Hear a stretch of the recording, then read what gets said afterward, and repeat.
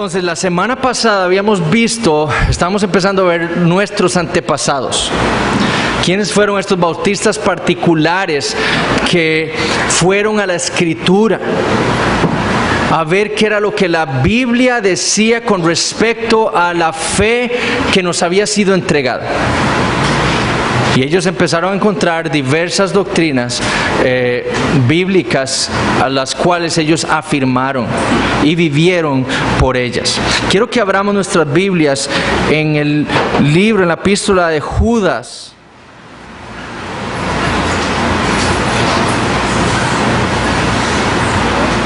I want us to read from Jude verses 17 through 23. Versículos 17 al 23. Y ahora van a ver por qué es relevante este texto para el día de hoy.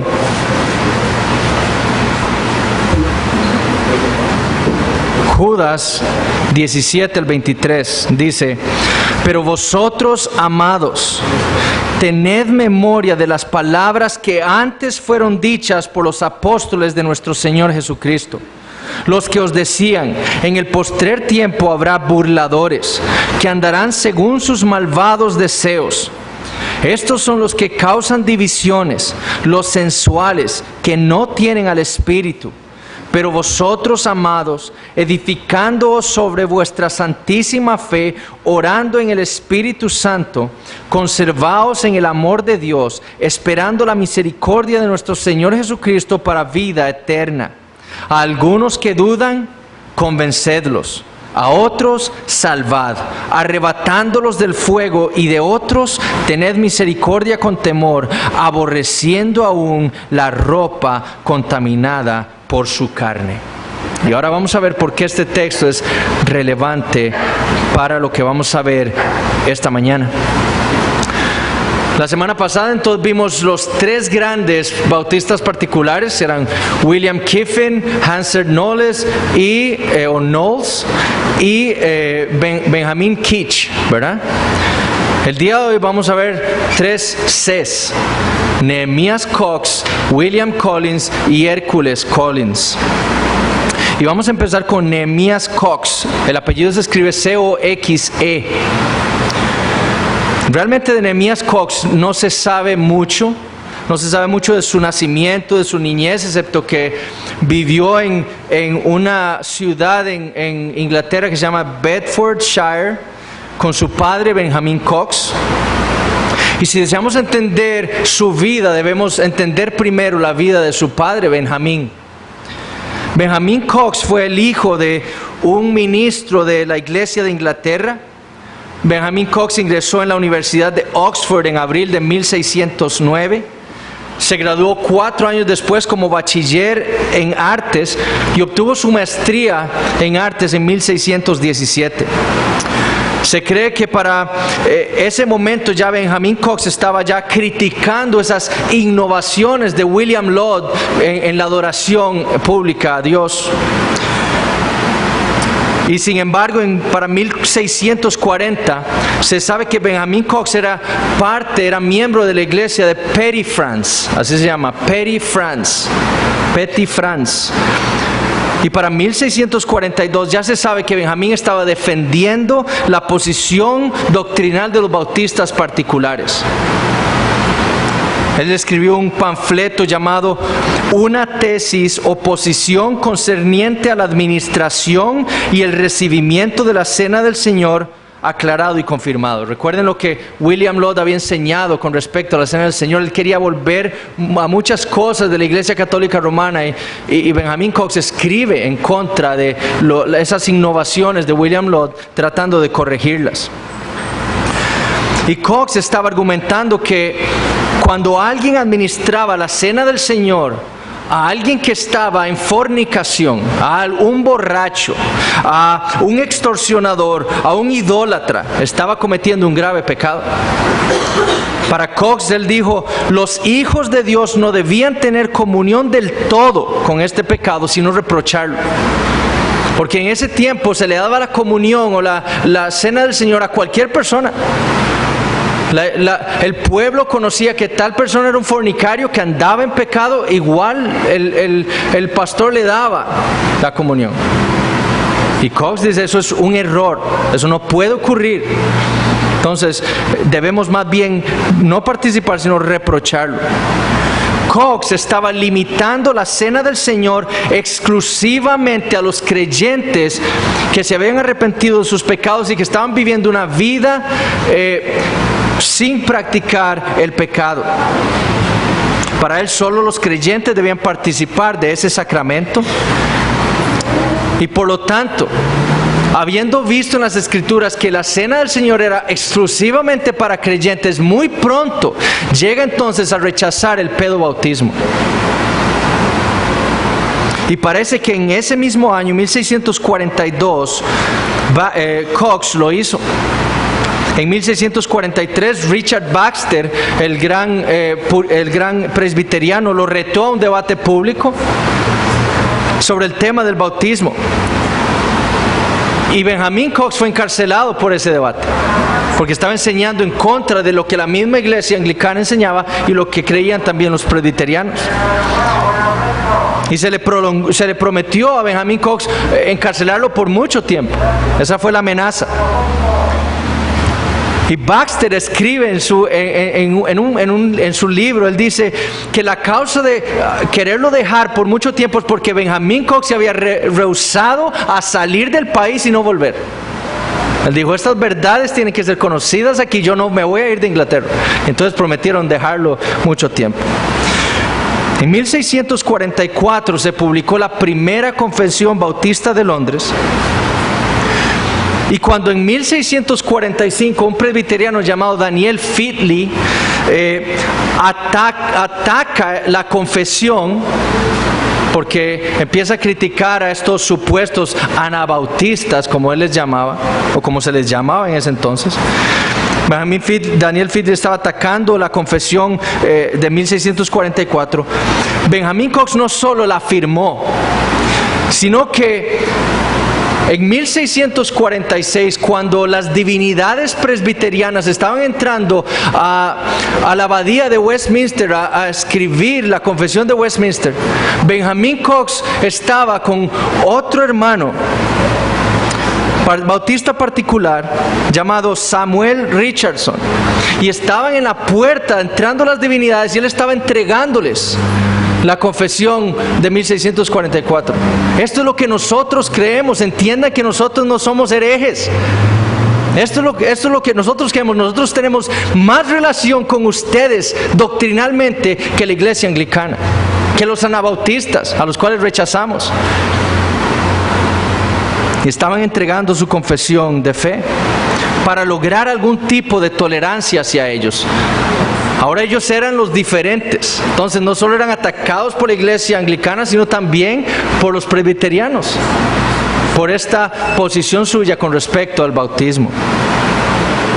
En ese mismo año, 1646, viendo la expansión del arminianismo en el país, y el arminianismo es una doctrina o un sistema teológico que viene de un hombre llamado Jacobo Arminio, que se basa fundamentalmente en la libertad del hombre, en tratar de darle una libertad al hombre en todas las cosas, inclusive en su salvación. Y eso lo vamos a ver más adelante en otras semanas. Cuando la expansión del arminianismo se da en el país, él escribe un tratado durante su encarcelamiento en una cárcel en Coventry. Y él dice, ese panfleto se llama así: algunas escrituras equivocadas, sinceramente explicadas en respuesta a uno infectado con algunos errores pelagianos. Pelagio fue un monje que debatió con el gran Agustín de Hipona en el siglo V. Y Pelagio, entre otras cosas, negaba la doctrina del pecado original, pensaba que los hombres se podían justificar ellos mismos delante de Dios por sus obras, y obviamente Agustín lo rechazó como un hereje, y después toda la iglesia rechaza la doctrina pelagiana. Y Cox dice que esa enseñanza arminiana tiene muchas similitudes con el pelagianismo. Y él trata de corregir esos pasajes que estaban mal interpretando. Y las dos proposiciones de ese tratado dicen: nosotros simplemente no solo negamos que el hombre tenga algún libre albedrío, sino que solo mantenemos que ningún hombre natural, ningún hombre por sí mismo tiene el suficiente poder o libertad en su voluntad para escoger aquel camino que es bueno y justo y aceptable a los ojos de Dios. Para la escogencia de los malos caminos, aceptamos que todo hombre natural está tan libre, si se le puede llamar a esto libertad. Consecuentemente, no mantenemos que algún hombre es compelido o forzado por violencia a escoger el mal o rechazar el bien, sino que por medio de la corrupción de la naturaleza del hombre no renovado, hace voluntariamente y rechaza el buen camino y escoge el camino malo. No es bíblico eso. Totalmente. Que el hombre no regenerado no pueda hacer otra cosa, no es el fruto de alguna fuerza o compulsión puesta sobre él, sino solo de su maldad obstinada o perversa obstinación de su propia voluntad corrompida y depravada. Los elegidos, de hecho, sin fingimiento, obedecen el Evangelio de Jesucristo y escogen al Señor como su Dios. Pero esto cuando ellos han sido eficazmente llamados y no antes. Esto lo hacen no de ellos mismos, ni por la bien usada habilidad o poder dado a todos los hombres, pero solo por la especial gracia de Dios dada a ellos, quien obra en ellos tanto el querer como el hacer por su buena voluntad concerniente a ellos desde la eternidad. Eso fue lo que explicó la razón de la doctrina de la depravación total o de la corrupción total del hombre. Y explicando por qué el hombre natural no puede hacer el bien porque está muerto espiritualmente, sino que lo único que hace es seguir los perversos caminos a los cuales lo impulsan su propio corazón. No es una fuerza externa que lo obliga a elegir el mal, no, es su propio corazón. Y el hombre, los elegidos, los creyentes, fueron escogidos por Dios precisamente para salvarlos. Y son ellos los que pueden escoger el bien, el buen camino. ¿Por qué? Porque tienen al Espíritu Santo que produce en ellos no solo el hacer, sino el querer también. Explicando, por ejemplo, el pasaje en Josué 24:15, que dice así: si mal os parece servir a Jehová, escogeos hoy a quien sirváis. Porque ese era uno de los versículos que malinterpretaban. ¿Ve? Yo puedo escoger si quiero servir a Dios o no. Y Cox dice, Benjamín dice: aquí yo pregunto, ¿qué parte del verso desean que sea abierto? Quizás este: escogeos hoy a quien sirváis, o este: pero yo y mi casa serviremos a Jehová. El primero implica que los idólatras libremente escogen aquellos ídolos con los cuales ellos se comprometen en prostitución espiritual. Libremente, esto es, no siendo forzados o compelidos para esto por ninguna violencia, para hacer esto de su voluntad. Esto no negamos, sino reconocemos y mantenemos, como pueden ver de la primera proposición. La última parte del versículo mantiene la resolución constante y libre de los santos para servir al Señor. Esto también es enseñado en mi segunda proposición, pero aquí deben recordar también que esto es el fruto de la gracia especial de Dios dada a los elegidos, quien obra en ellos tanto el hacer como el querer. Este poder es obrado por el infinito poder de Dios. Entonces él dice, está malinterpretando ese versículo. El hombre natural no puede servir a Dios de su propia voluntad, tiene que ser renovado espiritualmente por el poder de Dios. Y eso ocurre por el Espíritu Santo, quien lo llama eficazmente. Además, Benjamin Cox fue uno de los que junto a William Kiffin se opuso a la doctrina de la comunión abierta de Juan Bunyan. Recuerden que Bunyan creía que el bautismo no era necesario para ser parte de la iglesia, entonces creyentes no bautizados se les daba la cena del Señor, podían pertenecer miembros de una iglesia. Y William Kiffin se opuso a él junto con Benjamin Cox, argumentando en favor de la necesidad del creyente de ser bautizado bíblicamente, no solo para ser miembro de una iglesia, sino para recibir la cena del Señor.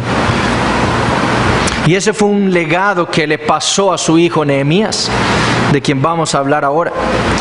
Nehemías Cox se dice que era un médico y fue hecho inclusive miembro honorario del Colegio Real de Medicina.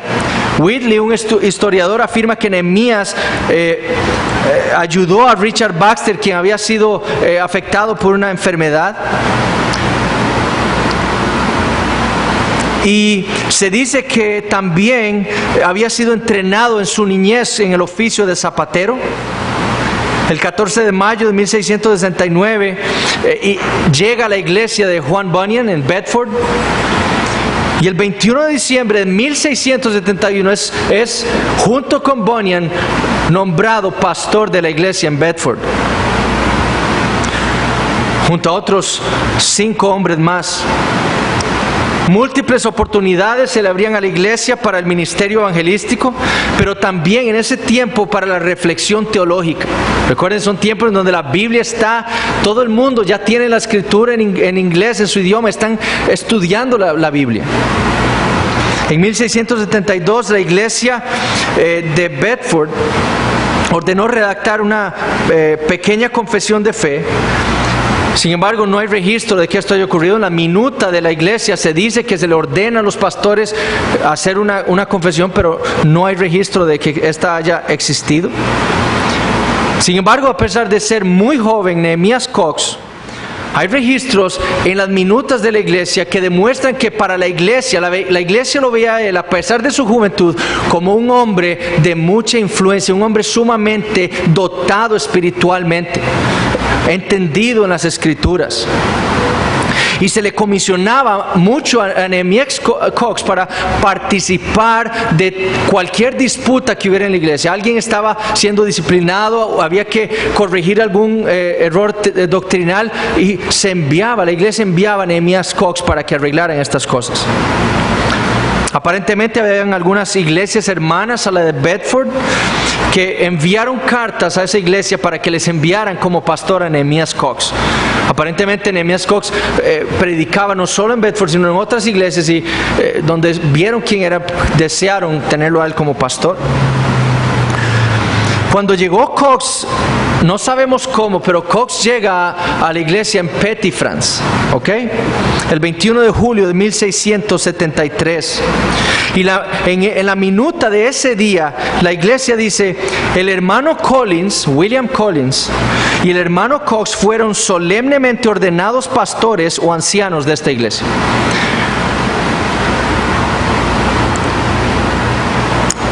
Entre el principio de 1670 y 1673, alguna iglesia había llamado, esta iglesia de Petty, France, había llamado a Nehemías Cox y a William Collins para que predicaran allí. Y después de haber sido puestos a prueba, en 1673 son nombrados pastores, los dos, de esa iglesia, Petty, France. Y Cox entonces llega a la iglesia a la cual había pertenecido su padre en 1640, 23 años después. Para 1676, o sea, 3 años después de la ordenación de Nehemías Cox y William Collins, la iglesia contaba con más de 400 miembros. Además de médico, Cox era un teólogo y un académico del latín, del hebreo y del griego. Y hay una historia graciosa que una vez se encarceló a Nehemías Cox por predicar el evangelio, y cuando fue llevado ante el juez, Cox empezó a defenderse en griego. Cuando fue después examinado por el juez, Cox respondió en hebreo. Y entonces el juez pidió una condena, pero los que estaban acusando a Nehemías Cox lo trataban como, tratando de insultarlo, le decían: Nehemías Cox, él es un amarrador de zapatos, porque él había sido entrenado como zapatero. Un simple amarrador de zapatos, condénelo. Todos le pedían que respondiera en inglés. Sin embargo, Cox decía tener el derecho de responder en cualquier idioma que él quisiera, en defenderse en cualquier idioma. Y como los abogados no sabían ni griego ni hebreo, el juez tuvo que desestimar los cargos, pero noten lo que dice. Dijo: bueno, el amarrador de cordones los ha atado a ustedes, señores. Y lo dejó en libertad. Tan diestro era Nehemías Cox como teólogo que cuando Thomas Collier, otro que inició como un bautista particular al este de Londres, que era un famoso evangelista, cuando Thomas Collier empezó a desviarse doctrinalmente, adivinen a quién fue a quien la iglesia envió a corregirlo, a Nehemías Cox. Thomas Collier empezó como un bautista particular, empezó profesando las doctrinas reformadas. Sin embargo, pronto empieza a escribir sus tratados y sus obras y se empieza a notar su desviación doctrinal, empieza a luchar con la doctrina de la Trinidad, empieza a luchar con la doctrina del pecado original. Y Nehemías Cox es enviado a Thomas Collier para corregirlo. Y Cox escribe en 1677 un tratado llamado Verdad Vindicada, o Refutación de las herejías y graves errores afirmados por Thomas Collier. Aparentemente Collier dice que él se arrepiente de lo que ha escrito antes frente a Nehemías Cox, pero después él continúa escribiendo más herejías. Continúa desviando a la iglesia de la verdad de Dios revelada en las Escrituras. Y Nehemías Cox, como leíamos en Judas, él fue enviado para tratar de corregir, de convencer a Thomas Collier de que estaba en error y de traerlo otra vez a la verdad. Pero después Thomas Collier demuestra que no es de la verdad, que no está en Cristo. Y continúa, en vez de arrepentirse públicamente de los tratados que había escrito antes, continúa escribiendo aún más en contra de la doctrina de la Trinidad y de otras doctrinas que consideramos fundamentales para el cristianismo. También sabemos de la capacidad intelectual de Nehemías Cox, pues en el 26 de agosto del 1677, en el libro de minutas de la iglesia Petty France, es a Nehemías Cox y a William Collins que se les comisiona para escribir y publicar una confesión de fe. Y fueron Nehemías Cox y William Collins los editores de la Confesión Bautista de Londres de 1677, que después se convierte en la Confesión Bautista de Londres de 1689. Pero en 1677 ellos editan la Confesión de Fe. Y ellos toman la Confesión de Westminster y la Confesión o la Declaración de Savoy, la Congregacionalista, y la editan las dos y crean la Confesión Bautista de Londres, obviamente adaptando algunas cosas, especialmente con respecto al bautismo y su eclesiología. Y nosotros vamos a ver eso en las próximas semanas, esas diferencias. Pero fue Nehemías Cox y William Collins los editores de esta confesión que tenemos nosotros. En 1689 se reúnen las iglesias, más de 100 iglesias bautistas particulares, y firman esa confesión como esto es lo que nosotros creemos que dice la Escritura. Y eso es lo que nos llega a nosotros. Entre las obras más importantes de Cox está su discurso de los pactos que hizo Dios con los hombres antes de la ley. En 1684 publicó otro tratado llamado Disputación Médica Inaugural de la Artritis. Él era un médico. De su vida doméstica se sabe poco. Se casó con una mujer llamada Margaret Portman y tuvo un hijo. Y se sabe que después de la muerte de Nehemías Cox, la iglesia en mayo del 89 se compromete al cuidado de su hijo. Probablemente era un hijo pequeño en ese entonces. Sin embargo, su nombre pasó al olvido en poco tiempo, habiendo sido el principal editor de la Confesión Bautista más famosa. Su nombre no aparece en la lista de firmantes de la Confesión Bautista de Londres de 1689 porque él murió 4 meses antes de firmarse. Entonces no aparece ahí, siendo el que la editó. Y quizás eso fue una de las razones por la cual su nombre permaneció en el olvido por tanto tiempo, hasta que se empezó ahora a descubrir mucho de sus tratados, especialmente con la teología del pacto, que también vamos a discutir más adelante en la serie. El otro bautista particular es William Collins. Como lo fue con Nehemías Cox, te desconoce también de William Collins mucho de su nacimiento, de su niñez. Y la fuente principal de la biografía de Collins proviene de un gran amigo suyo, Juan Pigot, que era un pastor bautista particular y amigo personal de Collins, y fue quien predicó el funeral de Collins. Aparentemente muy temprano en su vida estaba apasionado por la lectura y el estudio de libros, y fue estudiando las escrituras que Dios lo convirtió en su juventud a Cristo. Y pronto se dedicó a viajar por toda Europa y permaneció mucho tiempo, especialmente en Francia e Italia, estudiando. Cuando regresó a Italia, se dedicó a estudiar teología. Y debido a sus grandes capacidades intelectuales, fue invitado por los miembros de la iglesia anglicana para convencerlo de que se hiciera parte de la iglesia de Inglaterra. Sin embargo, Collins rechazó todas esas ofertas, y él dijo esto: que había rechazado las ofertas de la iglesia anglicana porque era mi conciencia, no mis emociones, lo que me hacían un disidente. Él era un separatista. Él veía a la iglesia de Inglaterra como una iglesia falsa. Entonces él dice: es mi conciencia lo que me hace un separatista, no son mis emociones, es mi conciencia. En sus primeros años, luego de haber recibido un título en teología, se dedicó a viajar por toda Inglaterra predicando el evangelio. Y fue así como Dios lo llevó a desarrollar sus capacidades como predicador. Y fue también como fue llamado por la iglesia de Petty-France para ser su pastor. Ahí, igual que Nehemías Cox, fue probado por la congregación y se comprobó su piedad, sus dones, sus habilidades, y le ordenaron el 21 de julio de 1673.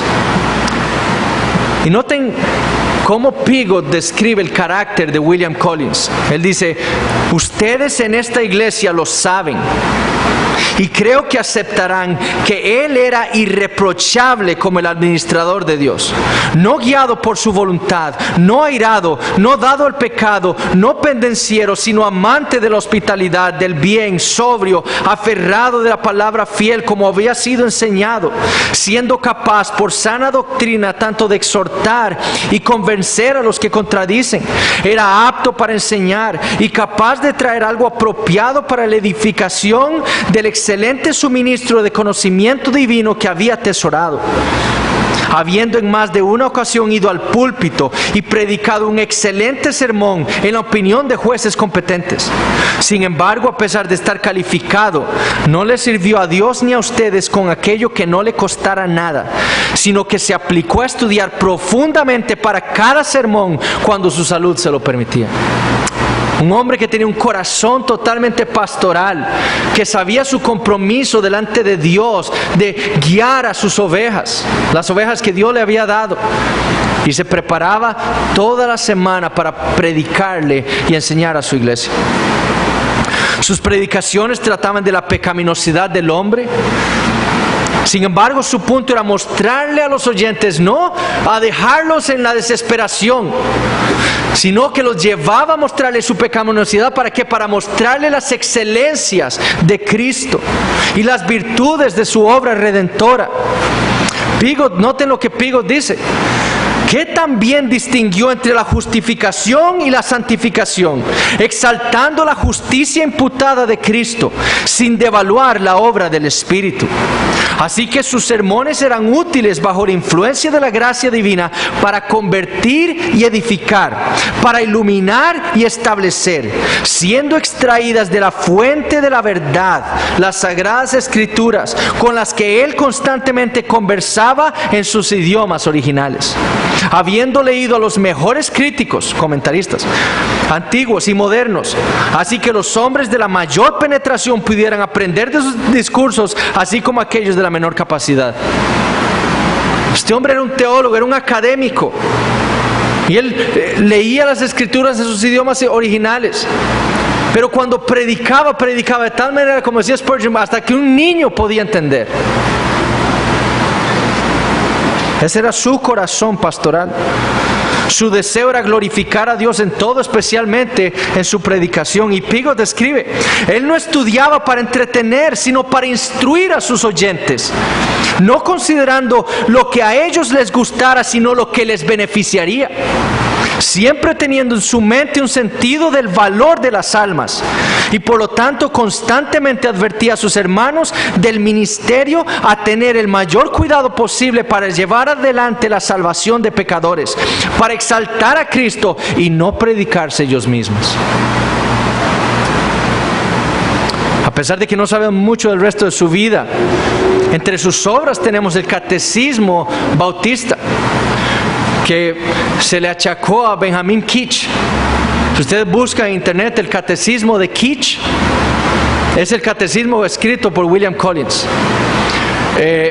Aparentemente la explicación más clara de por qué se le llama el catecismo de Keach y no el catecismo de Collins es porque Collins y Keach en algún momento llegaron a tener los derechos de publicación del catecismo y de la confesión de 1677. Y como Keach tenía los derechos también, entonces asumieron que el catecismo había sido creado por Keach, pero fue Collins quien lo redactó. William Collins fue otro de los firmantes de la Segunda Confesión Bautista de 1689 y murió el 30 de octubre de 1702. Ahora, el último bautista particular que vamos a ver es Hércules Collins.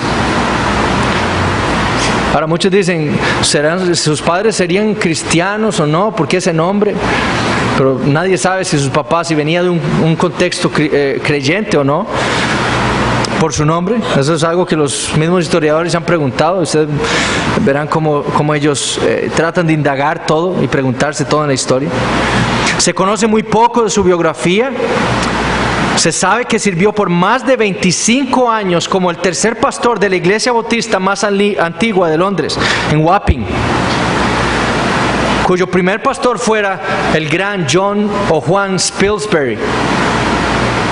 Fue ordenado el 23 de marzo de 1676 y en la minuta del 23 de abril de 1686 se dice que la membresía era de 387 personas.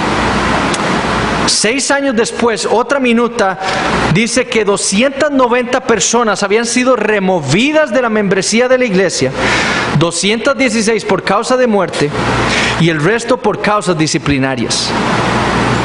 Ustedes ven que no eran iglesias que buscaban números, ellos buscaban serle fieles al Señor.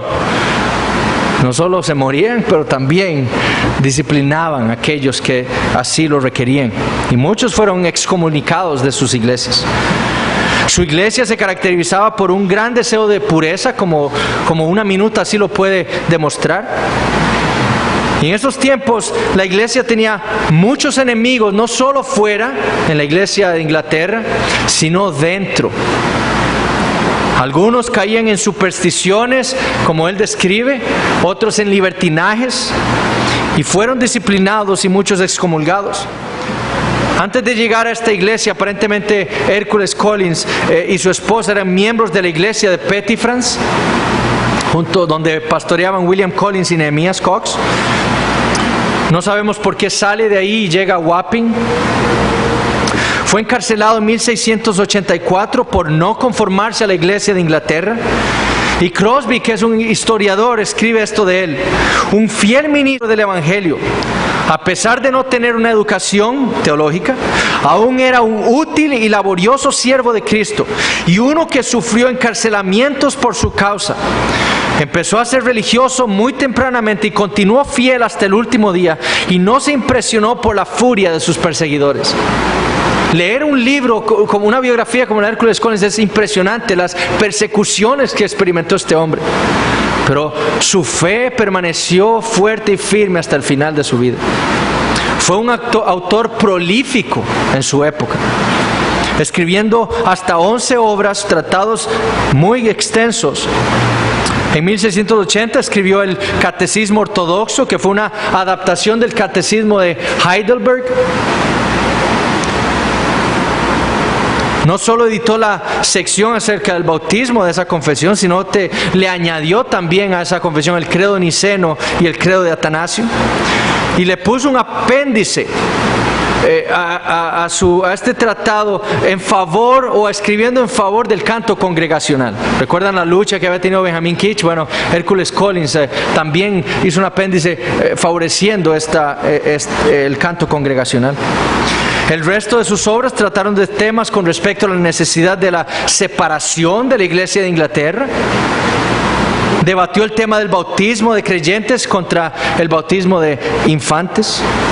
Y entre sus obras se encuentran, por ejemplo, bautismo de creyentes del cielo y la divina institución del bautismo de infantes de la tierra y la invención humana, publicada en 1691. La otra es el antídoto probado falso o error detectado y el bautismo de creyentes vindicado, conteniendo una respuesta a un antídoto para prevenir la prevalencia del anabautismo, publicado en 1693. O sea, él responde a un tratado previo criticando a los bautistas particulares. Y su última obra se llamó El Templo Reparado, el cual era un manual.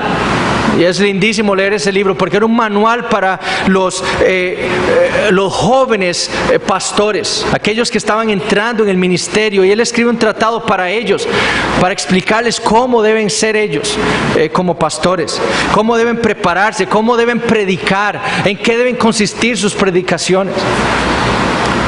Y finalmente Hércules es otro de los signatarios o firmantes de la Confesión Bautista de Londres de 1689.